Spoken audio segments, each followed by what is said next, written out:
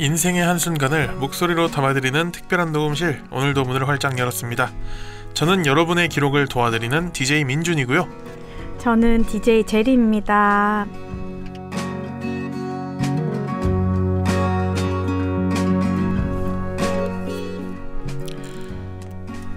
네, 제리님. 네. 잘 지내셨나요? 그럼요. 너무 잘 지내신 거 아니에요? 봄이 오고 따뜻해지니까 네. 한결 좀 편해진 것 같아요. 뭔가 벚꽃과 어울리는 사진을 좀 찍었을 것 같은 느낌이 드는데 벚꽃 사진 좀 찍으셨나요? 예, 벚꽃만.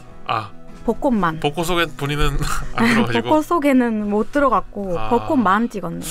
아니 제가 네. 최근에 저희 짝꿍이랑 예. 1000일이 다 돼가가지고 1000일. 뭘 좀 선물해줄까 하다가 길거리에 벚꽃들이 막 흩날리는 거예요. 네. 근데 이제 벚꽃은 지잖아요. 그렇죠. 근데 저희 집의 옥상이 굉장히 아름답거든요. 네네. 근데 그 벚꽃이 옥상에서 지면 되게 아름다울 것 같은 거예요. 네. 그래서 벚꽃을 옥상에 심을 수 없나? 이 방면을 찾아다녔죠. 네네. 뭐 화훼 단지도 전화해보고 네. 그러니까 벚꽃을 옥상에 심는 미친놈이 어딨냐고. 그곳에는 불가능한가요? 그곳에는 모래가 없고 땅이 뿌리를 내릴 수가 없습니다. 시멘트 땅에 뿌리를 내릴 수가 없기 때문에 화분 이런 걸로도 벚꽃이 땅을 이제 뿌리를 내리려면 적어도 한 1m 정도의 1m. 여유가 필요한데 아니면은 좀 넓게 땅을 써야 되는데 옥상은 좁다. 그리고 금방 죽는다. 그래서 이제 하려니까 이제 수조가 필요한데 네. 옛날 집 물탱크 있잖아요. 수조? 그 정도 크기가 되는 물탱크의 반을 잘라가지고 거기에 이제 심는 수밖에 없다. 그러다가 태풍이 불면은 날라가서 뽑힌다. 안 된다는 소리를 되게 디테일하게 해주셔가지고 그래도 되게 친절하시다. 와. 그래서 제가 할 수 있는 상황을 다 들어주셨네요. 네. 그래서 결국은 어떻게 하냐, 인조 벚꽃을 주문을 해가지고 집에 벚꽃을 설치했습니다. 좋은 방법이네요. 굉장히 이쁘더라고요. 그래서 집 안에 설치하셨나요? 밖이죠. 밖에. 집안에 그런 걸 설치했다가는 1000일 이별일이 될 수도 있어요. 네. 커다란 2.5m 정도 되는 2.5m. 촬영 소품용으로도 쓰는 술집 중에 만만 코코로라는 집에 가면 막 이렇게 큰 게 있잖아요. 옥상에 그걸 설치했죠. 조립식으로 나오더라고요. 1년 내내 벚꽃을 1년 내내. 그래서 저는 편지로 네. 다른 벚꽃들은 지지만 난 지지 않는다. 멘트를 또 이렇게 가슴에 꽂히게 해주셨네요. 네, 감동적이다. 하고 감동을 주고. 저도 받고 싶네요. 그런 멘트. 네, 저가 했으니까 이제 남이 하면 짝퉁이기 때문에 이제 제가 했으니까 아무도 못합니다. 또 다른 멘트를 또 들어봐야겠네요. 다음에 사과나무나 복숭아나무 이런 걸 심는 분을 만나십시오. 이제 벚꽃은 제가 했다는 거. 네. 알겠습니다. 네. 그럼 오늘은 35번째로 인생 레코드를 찾아주신 손님을 모셔보도록 하겠습니다. 네, 들어오세요. 네, 반갑습니다. 네, 반갑습니다. 이분은 또 이국적인 이름을 쓰시는 분이에요. 우리 프리키님. 예, 반갑습니다. 네, 오늘의 손님은 프리키님입니다. 저희 인생 레코드는 어떻게 찾아주셨나요?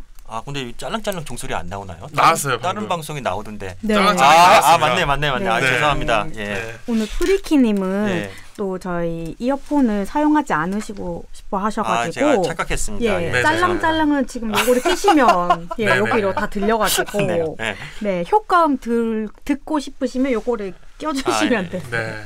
그럼 인사할까요? 네. 안녕하세요. 부산에서 장르소설 쓰는 프리키라고 합니다. 인생 레코드에 출연해서 반갑습니다. 장르 소설을 쓰는 작가님이십니다. 와, 작가님이 처음 오신 거죠? 사실 저희가 모셔야 되는 공인분이신 거죠. 네. 와, 별 말씀을. 네. 근데 장르 소설을 쓰시는 프리키님인데 이게 본명은 아니시죠? 그렇죠. 필명이죠. 혹시 어떻게 프리키라는 이름을 갖게 되셨는지.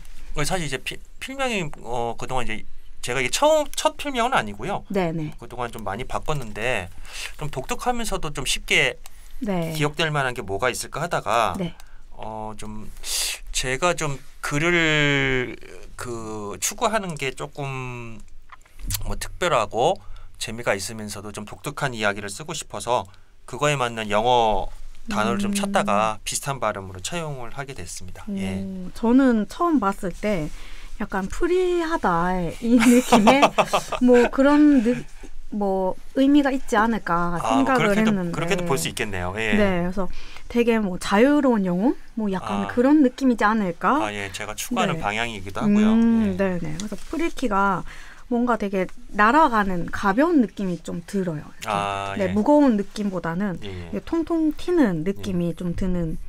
필명을 아주 잘 지으신 것 같아요. 프리키. 칭찬이시죠. 네. 고맙습니다. 예. 네, 독특한 이제 글을 쓰고 싶어 하시는 것에 맞는 별명이신 것 같아요. 예, 잘 졌네요. 제가 필명을 좀 바꾸지 말아야겠네요. 네.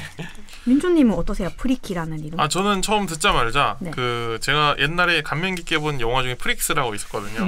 거미 괴물이 나오는 영화인데 거미들이 막 그 이상한 주사를 맞아가지고 막 엄청 커져가지고 사람들을 막 덮치고 이제 봤어요. 그 의미랑 같은 그 프리키하다 뭐 이런 느낌의 단어라서 뭔가 친숙하면서도 뭔가 이게 범상치 않은 이미지를 갖게 해주는 근데 또 소년미가 있는 이름인 것 같아요. 그래서 약간 어감은 되게 소년미가 있잖아요.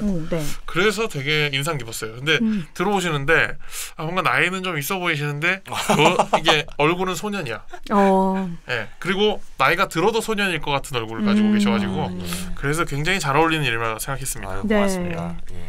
되게 가볍고 또 젊은 느낌이 팍팍 드는 우리 프리키 님의 이야기를 들어보도록 할 텐데 오늘 프리키님의 인생을 정성스레 남겨보도록 하겠습니다.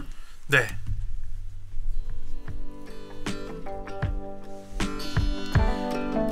지금까지 인생이 몇 % 정도 진행되었는지 알아보는 코너인데요. 각자가 가진 목표나 기준들로 스스로 정해보는 인생의 진행도를 퍼센테이지로 나타내주시면 됩니다. 네, 0%부터 100%까지 스스로 생각하기에 나는 무엇에 어느 정도 도달한 것 같은가요? 네, 인생이 어느 정도 몇 %까지 진행된 것 같은지 말씀해 주시면 되세요. 미리 말씀드렸었는데 이제 저도 첫 책이 나왔고 시작이니까 소설가로서 시작이니까 20%로 제가 처음에 말씀드렸거든요. 그래서 이제 5분의 1 정도 오지 않았나 생각이 듭니다. 예. 그러면은 나의 인생에 책이 들어가는 것이 되게 큰 의미를 좀 지니고 있는 것 같은데 그럼 우리 오늘 20%에서 기록해보는 프리키님의 청춘 이야기를 더욱 자세히 들어보겠습니다.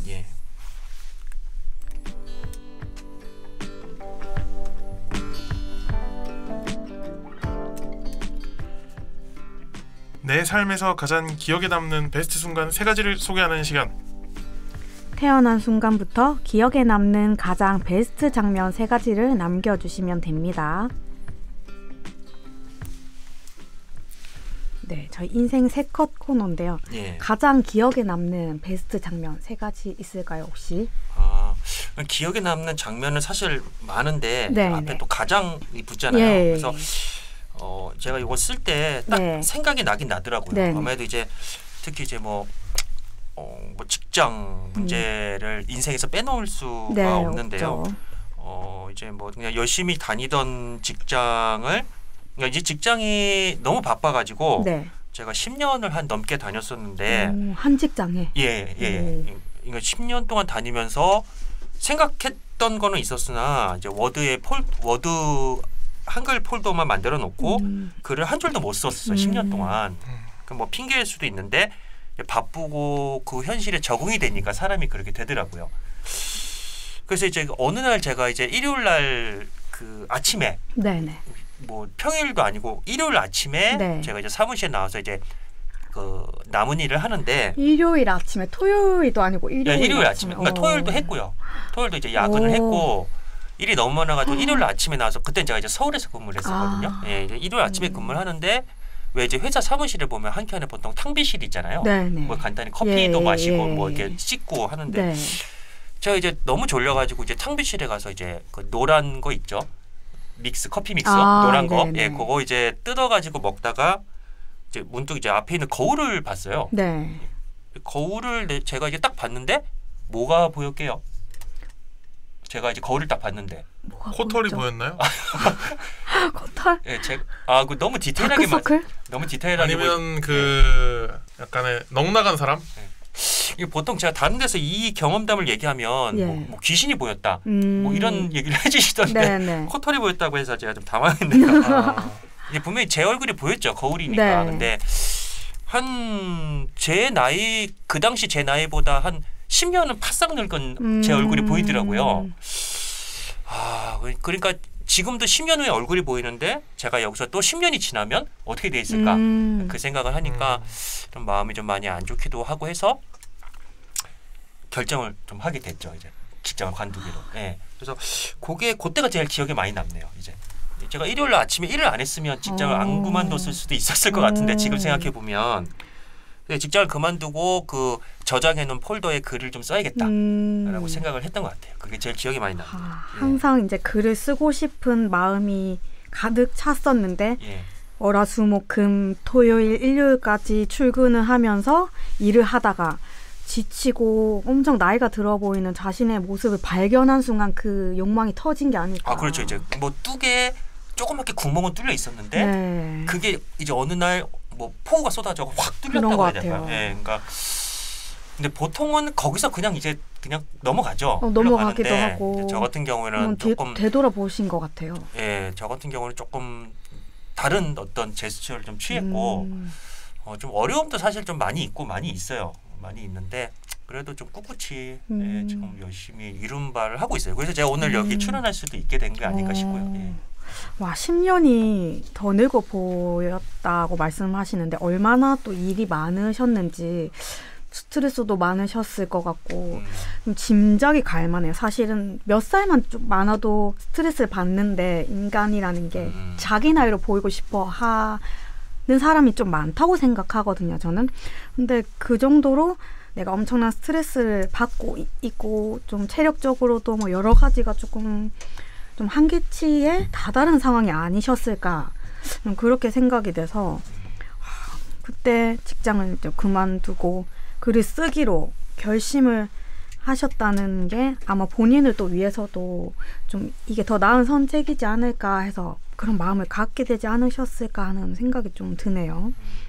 네. 이제 지금 생각해 보면은 정말 단순무식하게 결심을 했기 때문에 한 것 같은데 반대로 뭐 제가 제 자신한테 지금 한번 물어봐요. 반대로 다시 이제 타임머신을 타고 피용하고 돌아가서 그때로 다시 돌아간다면 또 똑같은 결정을 내리겠는가라고 물어보면 그 일요일 아침이라면 그 똑같은 결정을 내릴 수 있겠는가 하면은 제가 쉽게 솔직히 대답을 못 하겠어요. 이미 경험을 해보니까 나와서 뭐 현재 그렇네요. 그렇죠. 항상 인생은 선택을 하면서 길이 또 새롭게 만들어지기 때문에 후회가 생길 수밖에 없는 것 같아요. 왜냐면 내가 안 해본 길이 있기 때문에. 근데 나는 내가 어쨌든 선택을 한 길로 나가는 것이기 때문에 또 계속해서 프리키님의 이야기를 들어보도록 할게요. 두 번째 또 가장 기억에 남는 장면이 있으실까요? 이게 좀 뭐 이어지나요? 첫 번째랑? 그러니까 이제 요 후가 되겠죠. 이제 제가 이제 관두고 이제 본격적으로 이제 글을 써보자 한 이유인데 이거는 뭐 작가 지망생 뭐 소설가분들은 다 공감을 하시는 사항이실 거예요. 그러니까 소설가들이 제일 힘들고 맥이 빠지는 게 열심히 글을 썼는데 남들이 관심을 안 가져줄 때. 그렇죠.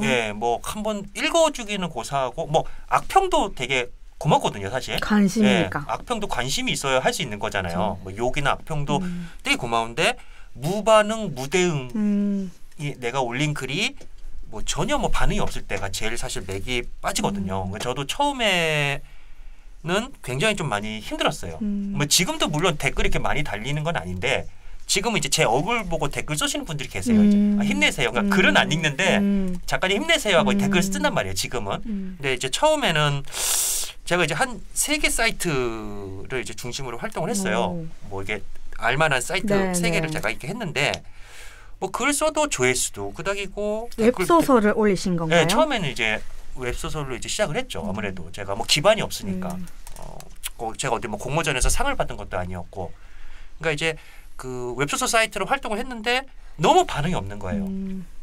그러니까 그때 좀 많이 좀 힘들고 자괴감도 들고 그랬죠. 그게 좀 기억이 지금도 많이 남네요, 제가.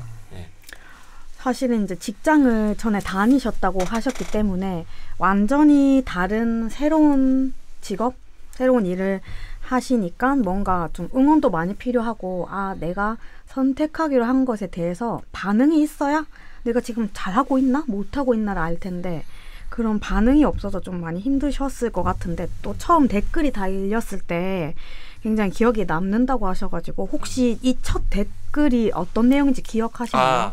아니나 다를까 이 첫 댓글이 굉장히 악평이었거든요.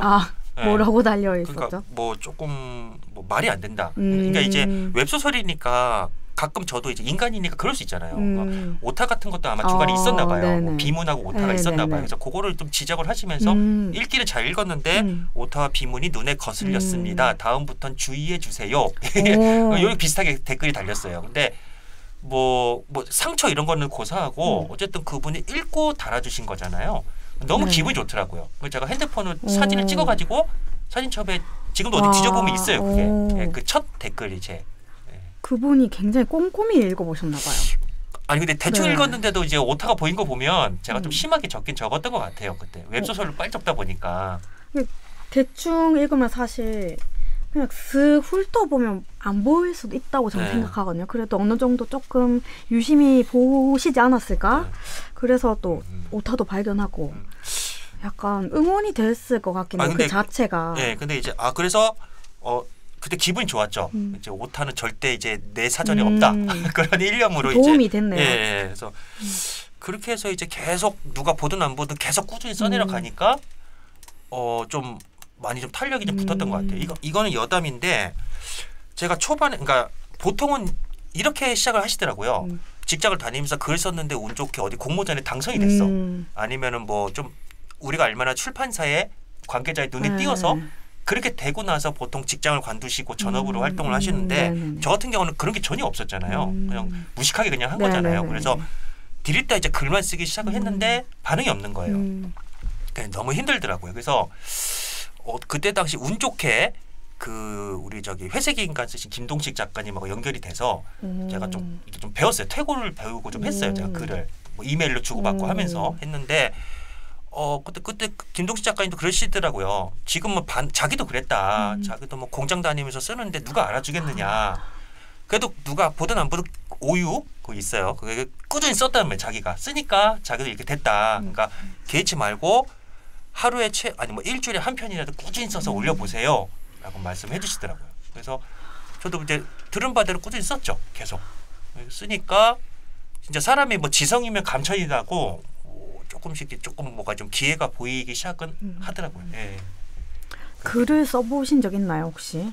저도 한때 그 소설가가 꿈이었기 때문에 말씀하시더라고요. 예전에 뭐 유명한 조아라는 사이트에서 판타지 소설 작가로 활동을 올려보셨던 장편 소설 6화 정도 쓰다가 이제 뒤에 소재가 도저히 안 떠올라가지고 그때 당시에 제가 조선의 혼이라는 그 엄청 지금도 이제 네이버 카페 같은데 뒤져보면은 옛날 기록이 남아 있는데 그 분량이 그때 엄청 길긴 했는데 별 내용이 없었어요. 사실 그냥 뭐 제 상상 속에서 뭐였냐면 뭐 이 판타지 소설 중세 판타지 소설 속에 있던 어떤 그 캐릭터들이 어떤 세계에서 추방당해서 시간의 문을 잘못 통과해서 조선시대로 떨어지는 그 배경 속에서 갑자기 떨어진 이 미친놈들을 조선시대 입장에서 어떻게 막아낼 것인가 하는데 조선시대에도 사실은 이 판타지적인 요소가 있고 그러다 보니까 우리 동양에 있던 존재하던 전설 속에 뭐 전우치라던가 홍길동이라던가 이런 소설 속 인물들이 한데 모여서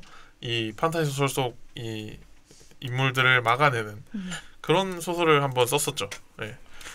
나름대로 뭐 댓글 한 7, 8개 정도 달렸었고 이따가 한번 제가 보여드리고 싶네요. 제가 중학교 1학년 때 썼던 건데 중학교 1학년 때요? 사실 많이 부끄러운데 그래도 이제 작가님을 뵙고 한번 보여드리고 싶다는 생각이 들었습니다. 이 악력부로 작가님들이 계시네요. 일단 기회 되면 이따가 뭐 메일이라도 좀 부탁해가지고 한번 들려드리고 싶네요. 저는 근데 지금 민주님도 그렇고 말씀을 들었을 때 뭐 일기는 쓰는 편이라서 일기를 쓸 때도 약간 시간이 걸리고 이제 나의 성찰 뭐 이런 거를 위해서 쓰는데 사실 글을 이렇게 써서 소설 굉장한 분량으로 만든다는 게 절대 쉽지가 않을 것 같고 뭔가 누가 봐주는 것도 기대가 좀 있는 마음에서 또 쓴다고 하면 더 조금 굉장히 고된 일이지 않을까. 이게 보여지는 것도 아니고 어떻게 쓰는 건지 뭐 방송 송출하지도 않고 딱 결과물로만 내가 올릴 수 있는 거고 뭐 책을 내거나 근데 그것에 대해서 피드백이 온다거나 이런 거는 세상에 얼마나 많은 작가들이 있고 지금 또 직장을 다니면서 쓰신다고 하셨잖아요. 예. 그래서 되게 어려움이 많으셨을 것 같은데 처음 댓글이 악필이라고 하더라도 굉장히 힘이 됐을 것 같고. 그럼요. 힘이 됐죠. 말씀을 들었을 때 글을 썼을 때 힘듦이 느껴졌어요. 그 악평도 좋았다는 말씀을 들으면서 혹시 악플 이런 거 달아보셨어요? 그때 당시에는 약간 좀 악플이라고 하기엔 좀 그렇고 그냥 좀 조언 비슷하게 남겨주신 분도 계셨고. 또 예전에는 또 악플이라는 게 많지는 않았으니까. 근데 저는 작가님처럼 이렇게 많은 관심을 받아보진 않았고 그냥 뭐 대여섯 명 정도 이렇게 댓글을 꾸준히 달아주시는 분들이 계셨어요. 그래도 꾸준히 달아주시네요. 예, 제 또래였던 것 같은데 그때 이제 뭐 다음 내용 너무 궁금하다 뭐 이런 식으로 좀 달았던 기억이 있습니다. 네. 이렇게 꾸준히 또 쓰다가 가장 기억에 남는 세 번째 순간이 또 있으셨다고. 그 이제 주변에 조언도 받고 해서 이제 여러 군데 이제 글을 올리기 시작하니까 뭐 그래도 뭐 1개, 2개 이렇게 뭐 댓글도 달리고 뭐 그러니까 뭐 내용보다도 뭐 힘내세요. 뭐 이런 응원의 댓글 뭐 이거 달리기도 하고 이렇게 되기도 했고요. 이제 그렇게 하다가 이제 어떻게 이제 연이 닿아가지고.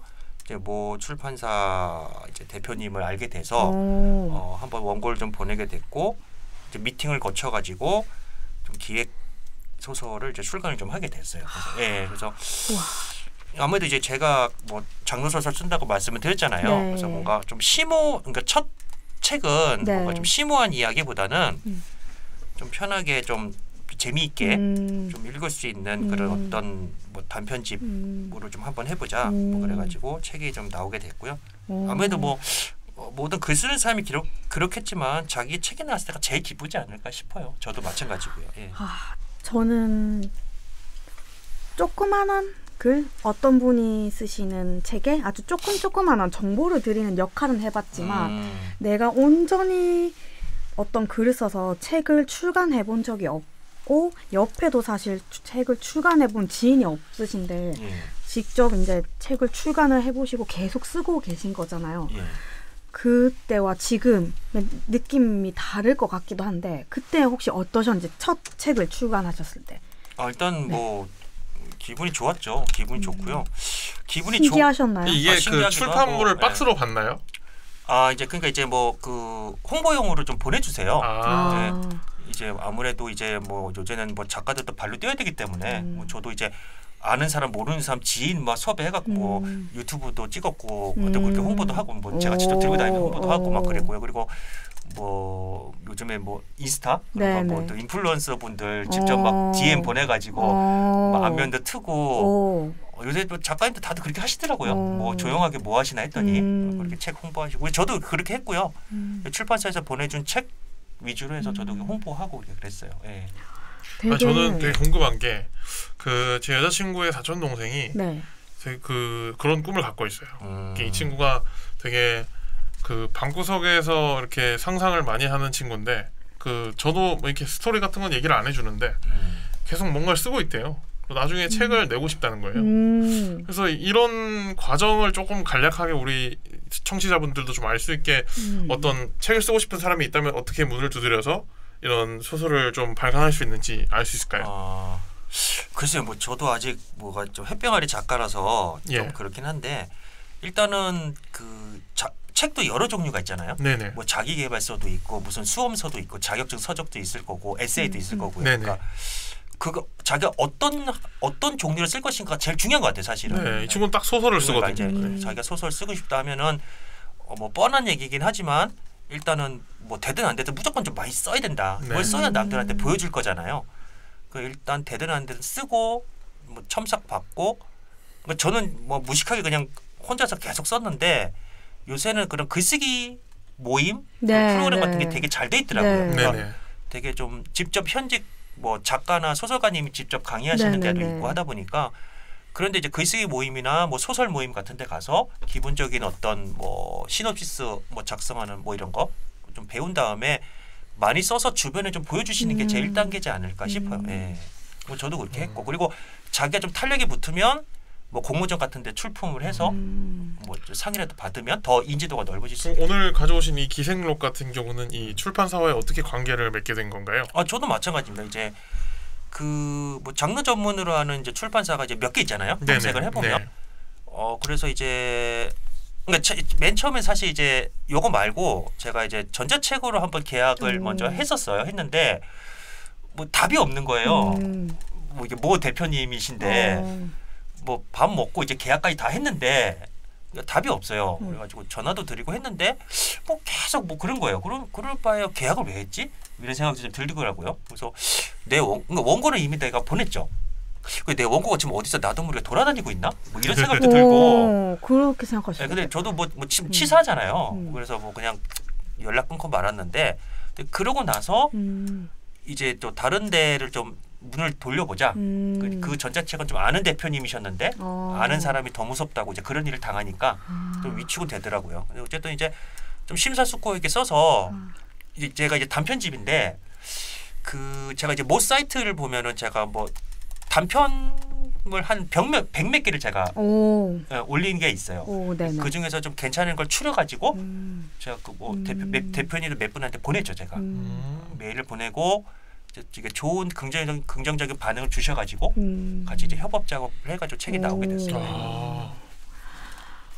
역시 발품을 파는 게 중요하군요. 내가 만든 콘텐츠를 어떤 사람들에게 보여주는 것. 근데 발품이 중요한데 근데 그게 가능하게 하려면은 자기가 작업한 게 굉장히 많아야 되거든요. 이거 재미없네 다른 거 없어? 하면 바로 내놓을 수 있어요. 내놓을 수 있어요. 네, 바로 내놓을 정도의 자기의 어떤 그 데이터가 많이 축적이 돼 있어야. 뭐 대표님 한번 바쁜 사람도 있잖아요. 그 사람들. 그렇죠. 네. 그럼 보자고 했는데 뭐 딸랑 한 편 들고 가서 그게 또 되면 다행인데 또 재미가 없을 수 있잖아. 사람이니까. 뭐 재미가 없는 게 당연하겠죠. 사실은. 그러니까 그럼 다른 거 없느냐 하면은 바로바로 좀 보내서 그 사람들을 오케이 시킬 수 있을 정도로 글을 좀 많이 좀 보유를 해야겠다. 그거는 좀 그런 생각이 들어요. 네. 이제 책을 출간을 하시고 이렇게 뭐 홍보도 하시고 많이 하셨는데 더 중요한 거는 일단 내가 많이 써보는 거. 써보고 내가 데이터를 쌓는 거. 이게 가장 중요하다고 말씀해 주시는 거예요. 뭐 장편이든 단편이든 뭐 여편이든 뭐든 손바닥 그리건 뭐든 간에 많이 써놔야 뭐 누구든 보여줄 거 아니겠어요? 그러니까 계약을 하고 쓰겠습니다는 요즘에 제가 보니까 통하진 않는 것 같아요. 뭐 날 믿고 투자를 하겠어요. 출판사에서. 맞잖아요. 그러니까 뭐 일단 데이터를 많이 축적해놓고 설득을 시키는 수밖에 없을 것 같아요. 아직까지는. 예. 그렇군요. 네, 여기까지 우리 프리키넴의 인생 3컷 들어봤는데요. 이제 극복의 순간을 떠올려보는 코너로 넘어가보도록 하겠습니다. 극복 3컷 시간입니다.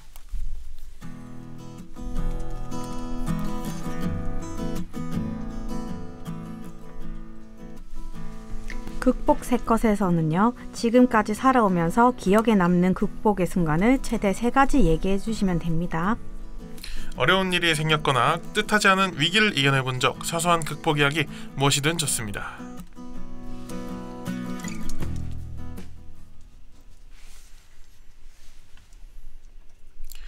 네, 우리 프리키님은 뭔가 처음 들어오셨을 때부터 얼굴에 긍정 에너지가 좀 느껴지지 않으셨나요? 그러다 보니까 뭐든 극복하실 것 같은데 어떤 기억이 좀 있으신가요? 네. 이거 좀 전에 얘기하고 좀 연장선상이 되는데요. 그러니까 이제 반대가 되면 제가 이렇게 안 했을 것 같아요. 지금 생각은. 그러니까 제가 이제 직장을 다니면서도 글을 썼는데 반응이 없으면 직장을 계속 다녔을 것 같아요. 지금 제 생각은. 근데 저는 이제 바뀌었잖아요. 그만두고 이제 무식하게 시작을 한 거잖아요. 그러니까 열심히 글을 올리고 작성하고 써도 아무도 안 읽어주면은 아무도 안 읽어줄 때 너무 그때 좀 마음이 안 좋았죠. 사실은. 근데 나는 이미 직장을 관뒀잖아요. 물러설 데가 없는 거야. 계속 이제 쓸 수밖에 없었던 그때 그 현실. 그게 뭐 조금 좀 마음을 단련하게 된 그런 계기가 아닌가 이런 생각이 좀 들어요. 직장을 이제 사실 그만두면 수입이 끊기는 상황이었을 텐데 글을 쓴다고 사실 수입이 생기지는 않잖아요. 근데 그거를 좀 어떻게 뭐라고 해야 되죠? 예. 네, 그 순간을 어떻게 마음을 다지고 네, 어떻게 상황을 만들어서 글을 계속 이렇게 쓰시게 계셨는지. 실제로 전업 작가님들 꽤 많이 계세요. 네. 많이 계시는데 우리가 알만한 작가님이고 그분이 전업 작가님이시면 실제 전업 작가님들은 그분이 다라고 생각하시면 될 것 같아요. 우리나라에서.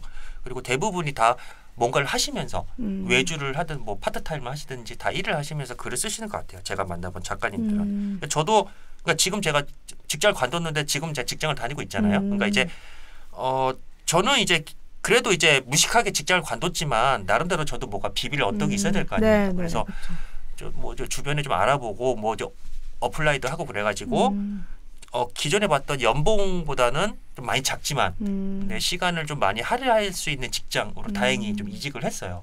그래서 지금은 이제 만족하면서 해당하는 이제 봉급 받으면서 남은 시간에 글을 쓰고 있어요. 네.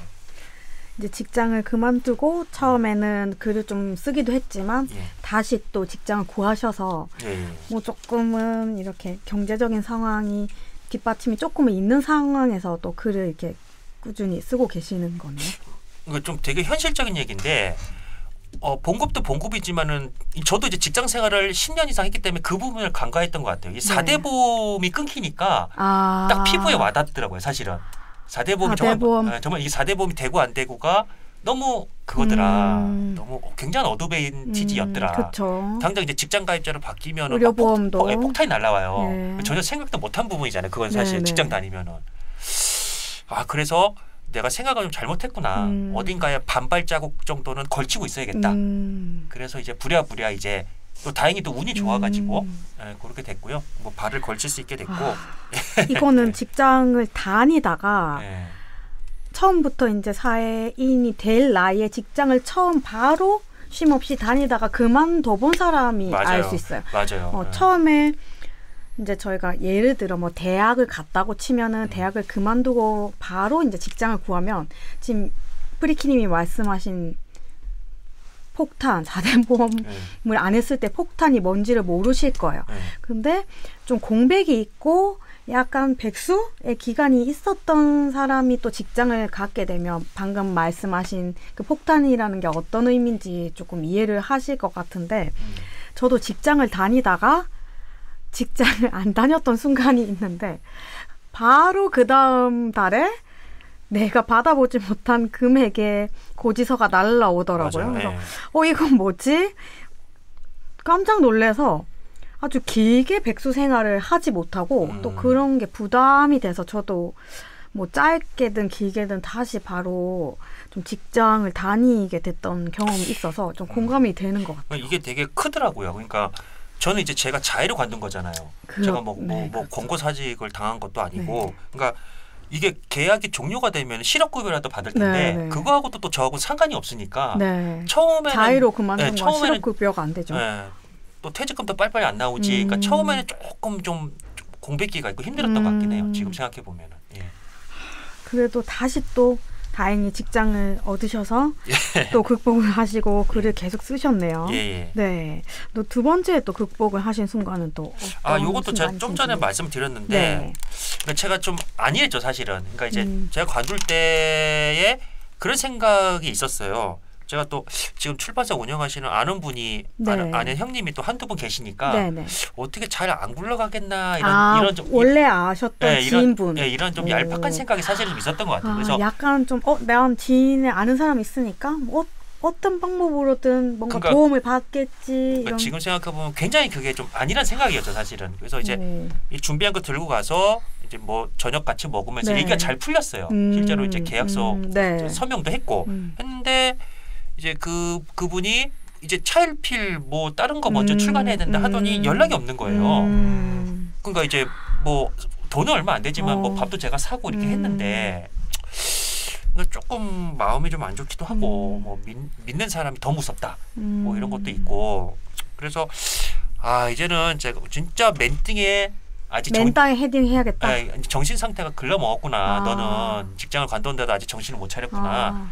그래서 그때 좀 마음을 다시 다잡아 먹은 것 같아요, 사실은. 그때 그 일을 당하고 나서. 예.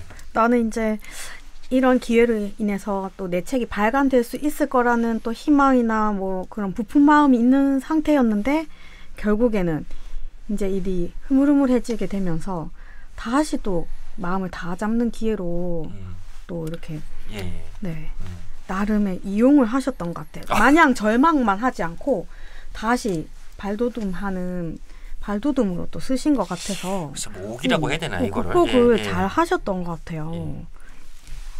그렇게 이제 또 극복을 좀 잘 하시고 또 마지막으로 세 번째로 극복을 하셨던 순간. 제가 이건 지금 다시 보니까 제가 또 마음이 짠해지네요.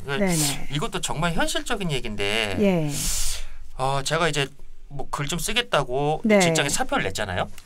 사실 이제 제 아버지가 이제 좀 지병이 있어서 병원에 좀 입원해 계셨어요. 입원해 계셨는데 그런 와중에 제가 뭐 글 쓰겠다고 막 정신없이 막 하다가 직장을 그만두고 나서 얼마 안 돼서 제 아버님이 이제 돌아가셨어요. 그러니까 이제 이것도 이래. 내가 직장을 다닐 때 이런 생각을 하면 안 되는데 사람이 내가 직장을 다닐 때 아버님이 만약에 돌아가셨으면 제 직장에 뭐 직원들이 있잖아요. 그렇죠. 뭐 도와줄 만한 직원, 뭐 부조금을 낼 직원, 그리고 뭐 북적북적하게 누가 내가 연락을 안 해도 알아서 찾아온단 말이에요. 몇십 명씩 찾아온단 말이에요. 근데 이제는 연이 끊겼으니까 정말 친했던 사람 몇 명 말고는 회사에서 뭐 안 오잖아요. 그만둔 사람은 뭐하러 오겠어요. 그죠? 그게 제일 좀 많이 좀 굉장히 서글펐어요. 그때. 이럴 줄 알았으면 내가 관두지 말걸. 아니면 뭐 아버님 돌아가시는 거 임종 다 보고 나중에 관둘걸. 뭐 사실 그거는 맞죠. 저희가 어떻게 할 수 있는 일이 아니기 때문에. 뭐 상갓집이 좀 북적북적해야 이게 좀 잘 가신다 하시잖아요. 먼 길. 나의 선택으로 인해 이런 상황이 좀 아쉽게 느껴졌던 것 같아요. 그때 좀 많이 좀 후회를 했던 것 같아요. 제 선택에 대해서. 사실은 잘못된 선택이 아니고 그냥 내가 하고자 하는 일을 하기 위한 선택이었을 뿐인데. 저도 이게 좀 또 가실 그런 때, 상황을 아버지 가실 때 좀 부적부적하게 좀 좋게 보내드리고 싶은데 그게 또 이게 내 어떤 이기심 때문에 좀 어그러진 것 같아서 좀 마음이 좀 많이 좀 안 좋았었어요. 그래서 이럴수록 내가 더 힘을 내겠다 그렇게 생각을 했던 적이 있어요. 또 짠해졌네. 또 가슴이 또 마음이 짠해졌네. 저도 사실은 항상 이제 사람은 언제나 죽을 수가 있다는 생각을 해서 언젠가 부모님이 돌아가실 거다. 그러면은 상상은 해본 적이 있어요. 그러면은 좀 사람이 많이 오면 좋겠다.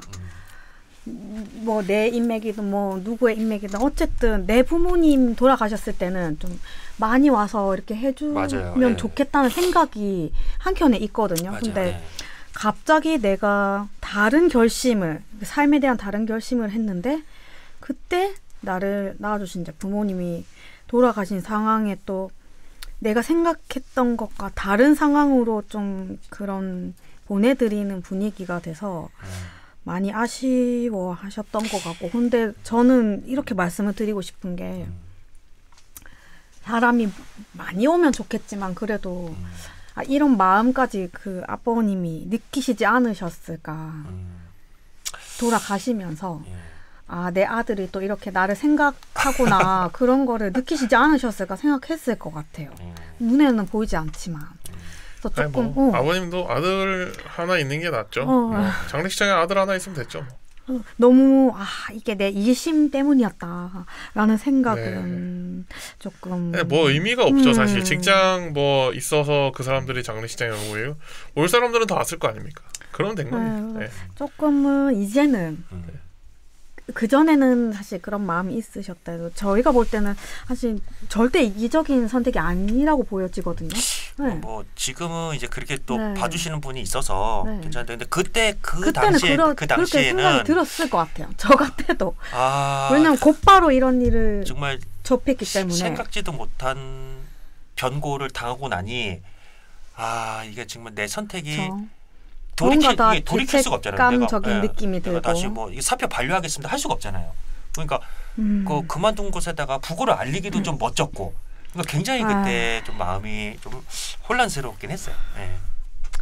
저도 뭔가 예전 직장을 그만두자마자 뭔가 날신변이나 이런 거 뭔가 갑자기 돈이 많이 쓰여야 된다거나 이런 변동이 생기면 그것에 대한 후회를 할 수밖에 없는 것 같아요. 사람이니까. 근데 사실은 어떻게든 뭐 선택되었을 선택이기 때문에 이제는 조금 홀가분한 마음을 조금은 가지셔도 되지 않는. 예, 고맙습니다. 그러니까 뭐 책도 이제 나왔고 예. 발걸음을 너무나 열심히 잘해가고 계시기 때문에 예. 이제 조금은 아버님에 대한 그런 죄책감을 좀 덜어주시면 좋지 않을까 싶으면서 네, 저는 그렇게 생각을 합니다.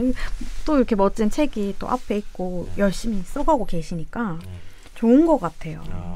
또 나름의 이제 책을 쓰시면서 또 힘들었던 순간들이 굉장히 많으셔서 또 그것들에 대한 극복의 순간 3가지를 말씀을 해주셨는데 정말 프리키님에게 그 글을 쓰고 책을 내고 글이라는 것이 굉장히 인생의 많은 부분을 차지하고 있지 않나 지금?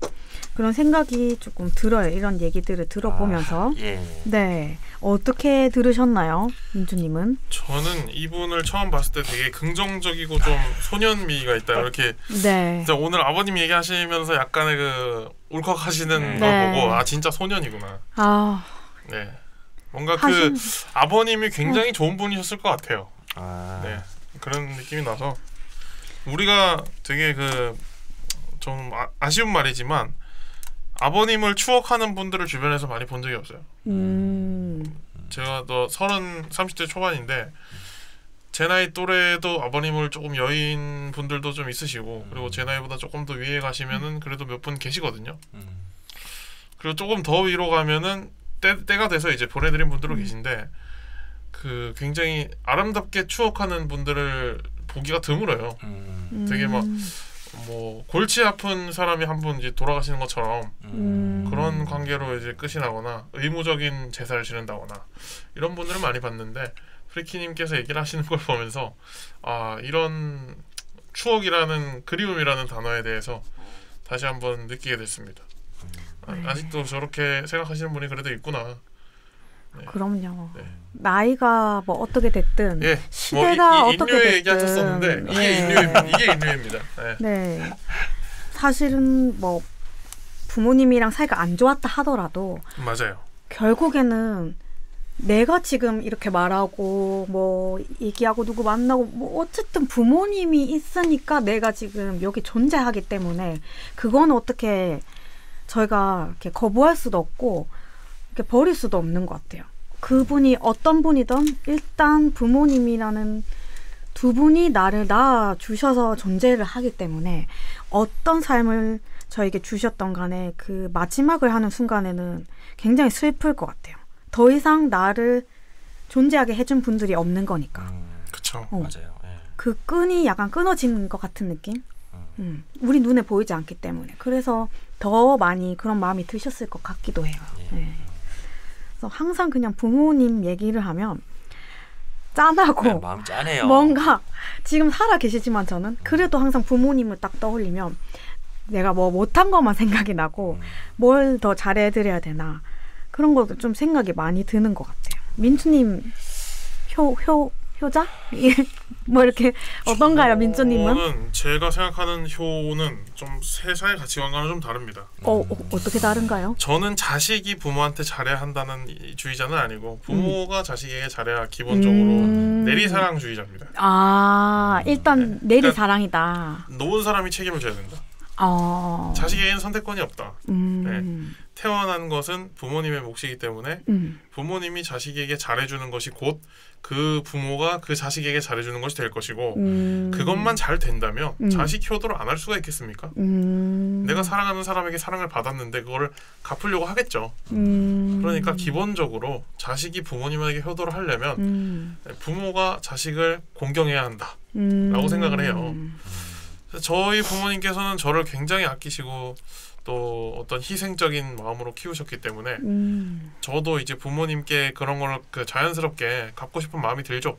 이제는 좀 쉬게 해드리고 싶다. 그래서 최근에 눈코뜰 새 없이 좀 자리를 잡으려고 노력을 하고 있고 원망스러운 시절이 없다면 거짓말이고 누구나 이제 부모님에 대한 원망은 뭐 같이 붙어 살다 보면 누구나 그런 순간이 있겠죠. 근데 결국 그 끝에는 받은 만큼 뭔가 이분들에게 행복을 돌려드리고 싶다. 그게 내가 굳이 뭐 이분들에게 뭐 금전적인 거를 갚는다기보다 이분들이 원하는 것이 내가 잘 사는 거라면 내가 최대한 내 인생에서 잘 사는 모습을 보여줘서 그걸로 효도를 하는 것도 어떻게 보면 효도이지 않을까. 그래서 제가 생각하는 최고의 효도는 부모님이 바라는 것을 잘 관심 갖고 캐치하는 것이라고 생각을 하거든요. 그렇게 생각을 합니다. 네. 역시 부모님 얘기가 나오면 이게 짧게 얘기를 할 수가 없죠. 네. 많은 생각이 나죠.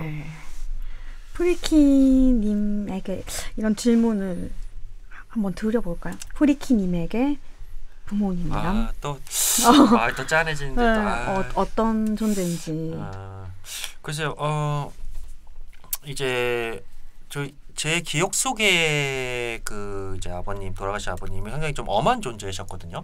무섭고 엄하고 좀 그런 그래서 이제 저부터 이제 어렸을 때부터 이제 아버지가 어렵고 무섭고 하니까 좀 엄마 품에서 많이 좀 그 이제 자랐던 것 같고 이게 이제 제가 컸으니까 컸다고 이제 뭐 아버지의 그 이제 간섭을 안 받아도 되니까 이제 좋다고 이제 나도 성인이다 하고 이제 막 이게 경거망동하게 막 행동하고 이런 철부지 시절이 있었어요. 근데 이제 시간이 지나고 이제 아버지가 돌아가시고 보니까 그게 이제 또 아버지만의 또 어떻게 또 방식, 또 자식에게 또 이렇게 하는 그런 방식이 아니셨나를 좀 깨닫게 되더라고요. 그래서 그 실제로 이제 제가 이제 아버님 병원에서 돌아가실 때까지 제가 직장을 관뒀다는 말씀을 못 드렸거든요. 그때 좀 위중하셔갖고 그걸 못 드렸는데 어쨌든 그 아버님에게 제가 이제 그래도 왜 그런지 모르겠어요. 이제 좀 제가 당당하게 글을 써서 성공하겠습니다.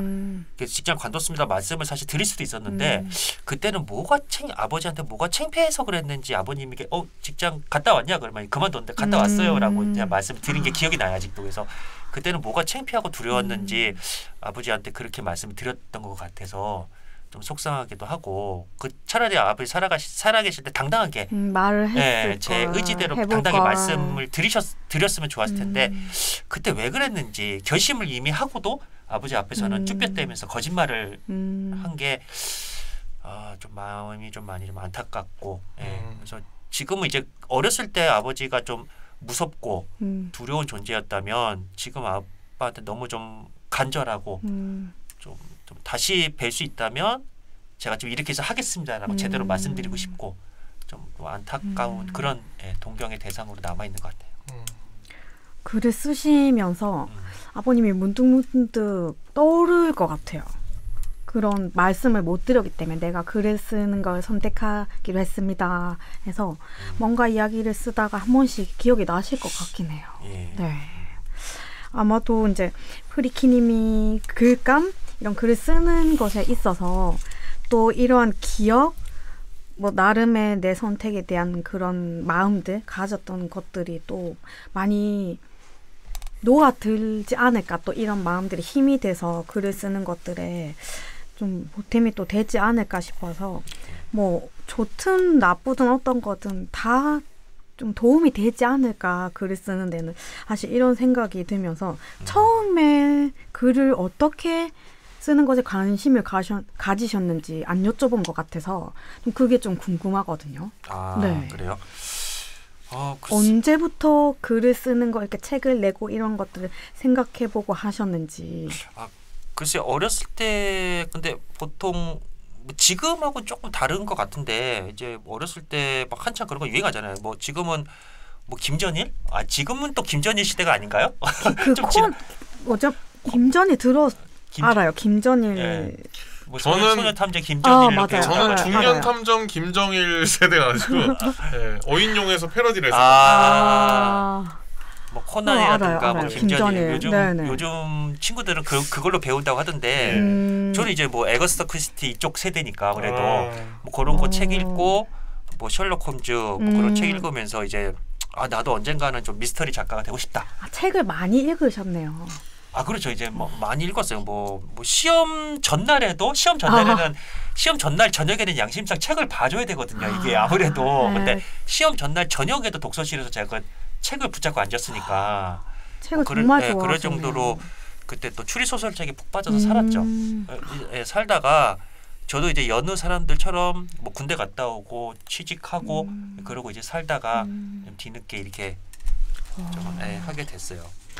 10대 때 마음속에 내가 정말 열망하던, 내가 정말로 많이 좋아하던 그것을 오랫동안 가지고 간직하고 계시다가 결국에는 정말 실천을 하신 거잖아요. 네. 그때 상상하셨나요? 이렇게 내가 글을 쓰게 될 날이 올 거라고? 전혀 상상을 못했고요. 아까도 제가 뭐 탕비실 말씀을 드렸지만은 정말 즉흥적으로 어떻게 보면 좀 결정한 게 아닌가 좀 생각이 좀 들어요. 그래서 제가 이렇게 좀 출연하고 싶다고 말씀을 드린 것도 누구나 자기 마음속에 꿈을 갖고 사람이 살거든요.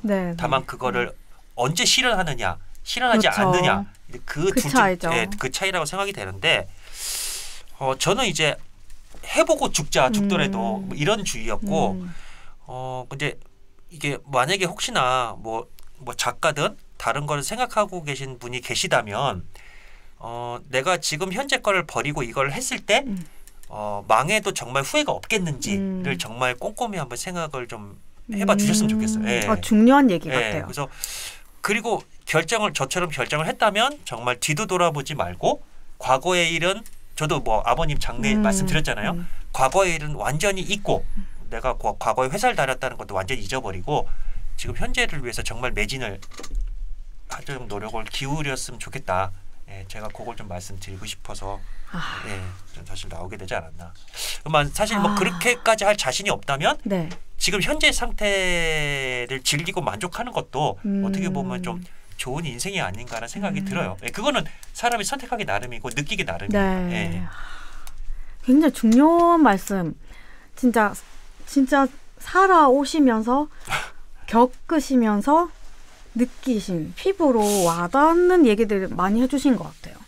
저도 뭐 하고 싶은 게 많은 하고잡이 사람 중에 한 명이라서 못하고 있는 게 사실 많은데 이걸 해볼까 말까 고민을 많이 하거든요. 이게 저희가 또 조언 코너가 있는데 조언을 듣고 있으니까 뭘 조언이 필요할까 싶은 고민이 있으실까요?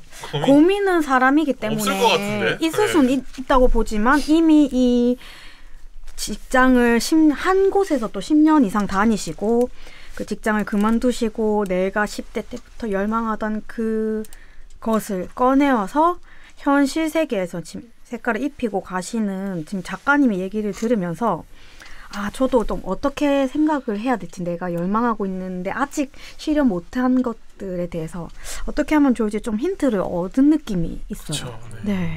아마 지금 방송을 보고 계시는 많은 분들이 직장을 다니거나 아니면 뭐 대학생이거나 10대거나 자기의 지금 위치에서 해보고 싶은 다른 것이 있을 것 같아요. 작가님처럼.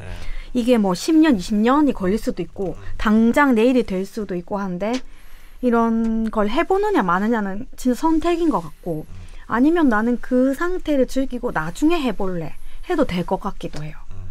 근데 저는 또 이런 생각도 들거든요. 오늘에 집중하는 것도 좋고 근데 너무 나중에 되면 사실은 또 뭔가 기회가 없을 수도 있지 않을까. 갑자기 그 별똥별이 떨어져서 지구가 망할 수도 있거든요. 저는 그렇게 생각해요. 그 투모로우 영화 그런 것처럼. 그러니까 열망하는 것도 좋고 마음속에 가지고 있는 것도 좋고 이런 모든 선택은 본인에게 있지만 뭐 당장 뭐 직업을 내가 하는 학생을 그만두고 해보는 게 아닌 겉핥기식으로도 체험을 해보는 것도 좋지 않을까. 그러면은 이런 느낌이구나. 또 가볍게 느낄 수 있으니까 푹 빠져서 이렇게 정말 직업 그만두시고 이렇게 직장 다니시면서 물론 하시지만 책을 지금 계속 쓰고 계시는 건 거의 뭐 전업 작가의 길로 가시는 것 같아 보이거든요. 이렇게 선택을 하셔도 되고 뭔가 힌트를 많이 얻으실 수 있었던 이야기가 아닐까 싶어서 뭐 자신의 상황에 비추어서 한번 생각을 해보시면 좋을 것 같아요. 굉장히 좀 저희 현실적으로 좀 좋은 얘기들을 직접 겪으시면서 이제 알게 되신 거를 말씀해 주셔서 너무 좋은 것 같아요.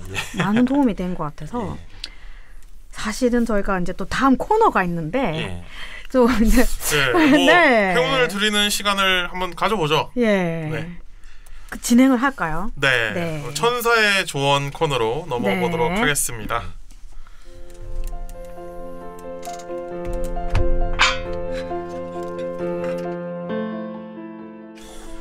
네, 우리 프리키님은 혹시 조언을 받고 싶은 고민이 있으신가요? 이건 제가 드리는 조언이 아니고 천사님이 저가 잠시 접신을 해서 제가 천사님과의 소통을 통해 답변을 드리는데 아니면 뭐 궁금하거나 고민이 당연히 있죠. 어떤 걸 좀 궁금해하시나요? 지금 이 순간도 제 머릿속에 계속 채우고 있는데 뭐 소설 쓰시는 분이라면 다 마찬가지실 거예요. 어떤 글감으로 소설을 완성해서 대박을 칠까? 어떤 소설 글감으로 대박을 칠까? 일단은 제가 한번 유도를 해보겠습니다. 어떤 소설을 써서 어떤 글감을 이거 화투인데요, 소재를 우선은 일단 내가 소설을 대박을 칠 수 있을까를 먼저 뽑아보도록 하겠습니다. 가까이 왼손으로 한 장 심도 있게 고민한 후에 한 장. 한 장 뽑겠습니다. 주시고요. 예스가 나왔어요. 언제쯤 대박을 칠까? 다 나온 거 아닌가요, 카드? 예스면 다 됐죠. 아닙니다. 뭔가 예스의 조건이 붙어요. 왜냐면 느낌표가 없는 예스예요. 조건부 예스. 조건이 예스. 언제쯤 대박이 날지. 몇 주 아니라는데요? 몇 주? 아니 이거는 뭐냐면 이거 세 가지를 뽑아야 됩니다. 몇 주 안에 소재가 나옵니다. 그래요? 글감이 몇 주 안에 시작하는 글에서 대박의 요인이 나타날 겁니다. 와, 대박적인 카드가 아닌가요 오늘? 이럴 수 있나요? 몇 주 안에 대박 글감이 머릿속에서 떠오른다는 겁니다. 아니, 그 자체로 말만 들어도 기분이 좋으네요. 그렇죠. 인생은 모를 일. 글감이 떠오를 예정이잖아요 지금. 과거와 현재와 미래 카드 뽑도록 하겠습니다. 두 개 더 뽑아주세요.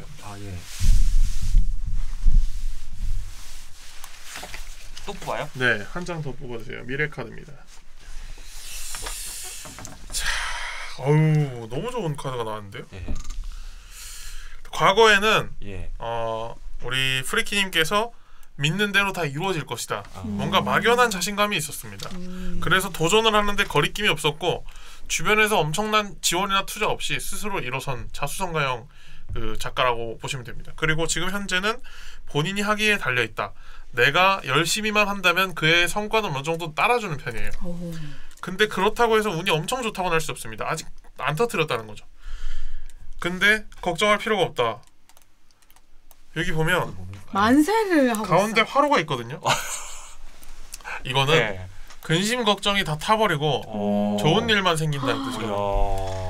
그러니까 이게 어떤 소재나 어떤 글감이 그 대박을 치는가가 중요한 게 아니라 나의 태도에 달려 있다는 건데 제 생각에는 그 글감 같은 거는 몇 주 안에 떠오르실 건데 그거를 지금처럼 이런 도전적인 태도를 유지하면서 지치지 않는 체력으로 계속 써보는 게 중요한 것 같아요. 집에 가면 떠오를 것 같아요. 오늘 당장 집에 가면. 이 카드도 어떻게 보면 소재가 될 수 있거든요. 어떤 타로 카드를 하는 사람이 알고 보면 범죄자였다거나 이 타로 카드로 수십 명을 가스라이팅하는 그 타로이스트가 있었다던가 그런 사람이 벌써 지배자가 되어서 어떤 사람들을 현혹해가지고 뭔가 범죄를 저지른다. 이런 것이 소재가 될 수도 있고. 괜찮다. 그리고 마지막으로 제가 또 하나를 더 붙게 해드릴 텐데 이거는 소재에 대한 거. 소재에 대한 카드 중요한 정확히 카드 어떤 소재, 어떤 장르를 좀 건드려 봐야 될 것인가를. 그런 것도 찍어주시나요? 일단 나올지 모르겠습니다만 한번 하나 뽑아보도록 하겠습니다. 지금 보니까 소재를 찾고 싶으면 정보를 얻어라. 최근에 혹시 책을 읽으신 적 있으신가요? 책은 계속 읽고 있어요. 계속 읽고 있으신가요? 그 속에 답이 있습니다. 그래요? 지금 새로운 장르를 파지 말고 내가 읽었던 장르 속에 따라할 만한 것들이 있다는 거, 레퍼런스가 있다는 거거든요. 무언가 잘 나갔던 소설을 좀 레퍼런스로 삼고 내가 그것을 재창조해내는 그 노력이 필요하다는 의미거든요. 되게 신기하네요. 네, 그래서 지금 뭔가 새로운 것을 창조하기보다는 예. 사람들이 익숙해할 만한 주제 안에서 놀라는 말입니다. 아, 알겠습니다. 예. 우와. 네. 아, 정말 따끈따끈한 조언인데요. 예. 네. 오늘 뭐 너무 기분이 좋은데요. 아니 네. 카드가 그냥 그림으로만 봐도 네. 너무 밝고 다 좋아. 카드 그림으로만 봐도. 맞습니다. 아주 좋은 카드를 이렇게 또 뿌듯한 적은 오랜만이네요. 네. 우와. 네, 저희가 이렇게 조언까지 해드렸고 네. 항상 저희가 마지막에는 칭찬하면서 훈훈하게 마무리를 가지는 시간을 예. 갖고 있는데요. 저희를 각각 칭찬해 주시면 저희가 또 칭찬을 보답해드리는 네. 이런 칭찬 마켓 시간으로 가보도록 하겠습니다. 네. 당황스러우시겠지만 처음 본 저희들을 칭찬을 해주시면 저희도 프리키님을 칭찬해주는 서로 칭찬해주는 칭찬 마켓 시간입니다. 프리키님께서 저희를 처음 봤지만 당황스러우시죠? 저희를 각각 좀 칭찬을 먼저 해주시겠습니까? 아니 제가 이제 한 분씩 해드리는 거죠. 네. 우리 민주님 오늘 좋은 그 타로점 오라클 카드. 오라클 카드라고 오라클. 네. 일종입니다. 네, 좋은 또 점괘를 내려주셔서 너무 감사드리고요. 네. 오늘 제가 처음 뵀는데 인상도 너무 좋으시고 네. 지금 뭐 하시는 일도 다 앞으로 다 잘 풀리실 것 같아요. 성격도 좋으시고 하시니까 아유, 뭘 네. 하시든 간에. 감사합니다. 네. 예, 그래서 저도 뭘 하시면 가서 좀 돕고 싶을 정도로 에너지가 막 넘치시고 저도 좋은 기운 얻어가는 것 같습니다. 네. 그리고 우리 제리님 네. 제가 오늘 처음 뵀잖아요. 네. 왜 제리님이라고 하셨는지 알겠네요. 제가. 왜 제리죠? 이게 너무 이렇게 좀 얘기를 좀 현명하게 잘 이끌어 주신다고 하나요, 방송을? 네. 그래서 제리님 만약에 여기 안 계셨으면 방송이 제가 어떻게 했을까를 좀 염려가 될 정도로 칭찬을. 적재적소에 잘 끌어주셔가지고 너무 좀 도움이 많이 되고 방송을 잘 끝내는 것 같아요, 제가. 감사합니다. 와, 너무 좋은 칭찬을 해주셔가지고 네. 바로 칭찬이 터질 것 같아요, 저도. 먼저 하시죠. 먼저 아니 저는 사실은 소설을 안 보거든요.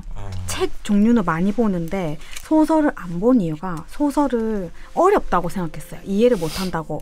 그런데 또 오늘 소설을 쓰시고 계시는 프리키님이 나오셔서 소설에 대한 관심이 좀 많이 높아졌고 다행이네요. 또 이런 프리키님이 쓰시는 소설은 어떤 걸까 궁금해지기도 하고 너무 진솔하게 이야기를 해주신 것 같아요. 사실 이제 뭔가 내가 본업을 하는 거에 있어서 이런 과정이 있다는 거를 실제로 말씀을 해주시는 게 쉽지 않으셨을 수도 있을 것 같거든요. 근데 너무나 솔직하게 이런 과정이 있었다라는 거를 좀 가감없이 말씀을 해주셔서 너무 감사하다는 말씀을 드리고 싶고 사실 저는 이제 글을 직접 이렇게 쓰시는 분들을 많이 뵙지는 못했어요. 그냥 일반인 친구들이 많아서. 근데 이런 느낌이 있으시구나. 그 작가님이라는 거에 대한 어떤 궁금증이라 해야 되나요? 이런 마음으로 이런 생각들로 하시구나. 이런 거를 좀 많이 알려주신 것 같아요. 그래서 제가 또 이런 새로운 세상을 좀 알게 해주신 것 같아서 저는 사실 작가님 이러면 뭔가 굉장히 차갑고 이런 느낌이 있을 거라 생각했어요. 왜냐면 그런 멋진 글들을 쓰려면 사람에 대한 이런 걸 좀 치고 관망만 한다고 생각을 했는데 그런 거보다는 되게 그냥 편안한 느낌이 많으셔가지고 그냥 일반 아빠 친구 느낌? 제가 아빠 친구는 나이대가 좀 아니 제가 어리게 보이잖아요. 지금 20대라고 아시지 않을까요? 우리 구독자님들이. 알겠습니다. 네. 그래서 약간 친근한 느낌이 들어서 좋았던 것 같아요. 약간 긴장하신 것 같긴 한데 친근한 느낌과 또 새로운 세상을 알게 해주신 우리 프리키님께 감사의 말씀을 드리도록 하겠습니다. 네, 오늘 어떠셨나요? 첫 출연하셨는데 당연히 다들 첫 출연이시지만 어떻게 보면은 저희는 또 051FM을 찾아주신 어떤 청취자 출신 게스트가 계셨는데 직접 나와보시니까 어떠세요? 일단 너무 좋았고요. 네. 일단 제가 이제 알게 돼서 이제 꾸준히 이제 시청을 했거든요. 네, 뭐 네, 네. 인스타도 보고 이제 유튜브도 보고 했는데 이게 어떤 말 그대로 지역 밀착형 프로그램이잖아요. 네, 사실은 네. 그러니까 너무 좋다. 이런 게 많이 좀 활성화가 되고 좀 더 이게 좀 커지고 했으면 참 좋겠다. 네. 거기에 좀 내가 좀 저는 이제 아무것도 아닌 사람이지만 조금만 좀 힘이 될 수 있지 않을까라는 생각으로 제가 신청을 드리게 됐어요. 네. 그래서 오늘 제가 경험했던 얘기를 좀 진솔하게 나름대로 해서 네. 좀 이렇게 좀 도움을 얻으셨으면 좋겠다는 네. 생각이 들었는데 잘 전달이 됐는지 네. 사실 좀 걱정이기도 하고요. 네. 뭐 저뿐만 아니라 뭐 051 FM 많이 좀 사랑해 주셔서 또 많이 좀 구독자 수, 네. 청취율이 많이 좀 올라갔으면 하는 바람이네요. 감사합니다. 예, 오늘 참 즐거웠습니다. 감사합니다. 이렇게 또 바로 이렇게 저희 051 FM을 또 말씀을 해주시고 또 한번 지금 여기 작가님이 쓰신 책이 이렇게 세워져 있었는데 민망하네요. 네, 요거에 대해서 잠시 또 알려주실 수 있나요? 이건 뭐죠? 아니 오늘 북토크가 아닌데. 네. 이게 제가 요번에 1월달에 낸 책인데요. 오, 따끈따끈한 책이네요. 예, 따끈따끈하고 사실 좀 지났어요. 오. 홍보 2개월 하거든요. 그러니까 2개월 지나서 예. 지금 지났는데 그냥 쉽게 읽으실 수 있는 그 6편의 단편집으로 돼 있고요. 부담 없이 장르 소설에 좀 접근하실 수 있도록 그렇게 좀 기획이 된 책이니까 뭐 사기 부담스러우시면 도서관에 가시면 있거든요. 지금 부산 지역 도서관에 꽤 많이 있더라고요. 예. 그러니까 도서관에 빌려서 읽으시든 우리나라 장르 소설에 대한 관심 좀 많이 가져주셨으면 고맙겠습니다. 네. 네, 저도 사실 소설 초보자이거든요. 요즘에 최근에 읽기 시작해서 한번 또 여러 가지 6가지 얘기로 돼 있다니까 읽어보면 괜찮지 않을까. 제 거 아니더라도 뭐 다른 소설, 뭐 재미있는 소설 뭐 많으니까요. 한번 좀 접근해 주시면 좋을 것 같아요. 네, 알겠습니다. 네, 저는 오늘 명언을 준비하면서 네. 이렇게 잘 어울리는 명언이 있나는 생각이 들었습니다. 네. 아무래도 소설가시니까 네. 우리 선대 소설가분의 명언인데요. 어니스트 해밍웨이라는 노인과 바다였나요? 맞죠? 네. 예. 한번 읽어드리겠습니다. 네. 바보는 늘 같은 실수를 되풀이하는 반면 똑똑한 사람은 늘 다른 실수를 한다. 둘 다 실수를 하지만 다른 실수를 한다. 어떤 프리키님의 인생에 계속해서 그 도전을 하는 것이 좀 이런 말과 어울리지 않나. 똑똑한 실수들이 계속 반복이 돼서 그 사람을 만들지 않았나. 네. 생각이 들어가지고. 너무 좋은 말인데요. 네. 누구나 실수한다. 네. 단지 그렇죠. 똑같이 하느냐, 좀 더 다른 것들을 해보느냐. 네, 맞아요. 좋은 말인 것 같아요. 실수 안 하는 사람은 없으니까 그게 실수로 되느냐, 그냥 나의 발전을 하거나 새로운 걸 찾을 수 있는, 아니면 더 도약할 수 있는, 발돋움할 수 있는 또 기회가 될 수 있느냐, 이렇게 생각할 수 있는 부분이 있는 것 같아요. 네. 오늘 이렇게 프리키님과 함께한 인생 레코드 35번째 시간이었습니다. 오늘 민조님, 프리키님 즐거우셨어요? 너무 재밌었습니다. 네. 오늘 너무 즐거워가지고 계속해서 생각이 날 것 같고 꼭 나중에 이메일 꼭 알려주시면 제가 쓰던 소설 한번 부탁드리겠습니다.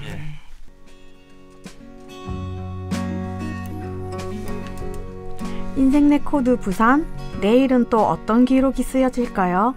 오늘의 인생 기록은 여기서 마치겠습니다.